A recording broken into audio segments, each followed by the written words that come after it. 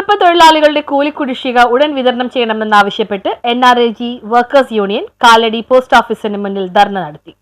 തൊഴിലുറപ്പ് തൊഴിലാളികളുടെ കൂലി 4 മാസത്തിലേറെ കുടിശ്ശിക വരുത്തിയ കേന്ദ്ര സർക്കാരിനെതിരെ കാലടി NRAG വർക്കേഴ്സ് യൂണിയന്റെ നേതൃത്വത്തിൽ പോസ്റ്റ് ഓഫീസിന് മുന്നിൽ ധർണ നടത്തി. Union area secretary MT Varghese ഉദ്ഘാടനം ചെയ്തു. Union panchayat committee president Sophy Varghese അധ്യക്ഷത വഹിച്ചു. തൊഴിലിടങ്ങളിൽ ടാഗിംഗ് സമ്പ്രദായം ഏർപ്പെടുത്തിയതും തൊഴിലാളികളുടെ ഹാജർ ദിവസം 2 നേരം എടുക്കുന്നതിന് നാഷണൽ മൊബൈൽ മോണിറ്ററിംഗ് സിസ്റ്റം ഏർപ്പെടുത്തിയതും ഈ മേഖലയെ തളർത്തിയതായി union area secretary MT Varghese പറഞ്ഞു.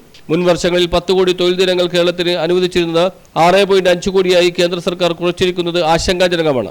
നിലവിൽ 864 കോടി രൂപ തൊഴിലാളികളുടെ കൂലിയും മെറ്റീരിയൽ വർക്കുകളുടെ തുകയുമായി കേരളത്തിന് മാത്രം ലഭിക്കാനുണ്ട്. 2025-26 കേന്ദ്ര ബഡ്ജറ്റിൽ തൊഴിലുറപ്പ് വിഹിതം വെട്ടിക്കുറച്ചത് തൊഴിലുറപ്പ് പദ്ധതിയെ തകർക്കാനുള്ള കേന്ദ്ര സർക്കാരിന്റെ ആസൂത്രിത ഗൂഢനീക്കത്തിന്റെ ഭാഗമാണെന്നും പദ്ധതി നടത്തിപ്പിൽ ഒന്നാമതായ കേരളത്തിൽ നാമമാത്രമായ കൂലി വർധനവ് നടത്തിയ കേന്ദ്ര നടപടി വിവേചനപരമാണെന്നും ബ്ലോക്ക് പഞ്ചായത്ത് അംഗവും യൂണിയൻ പഞ്ചായത്ത് സെക്രട്ടറിയുമായ സിജോ ചോവരാൻ പറഞ്ഞു.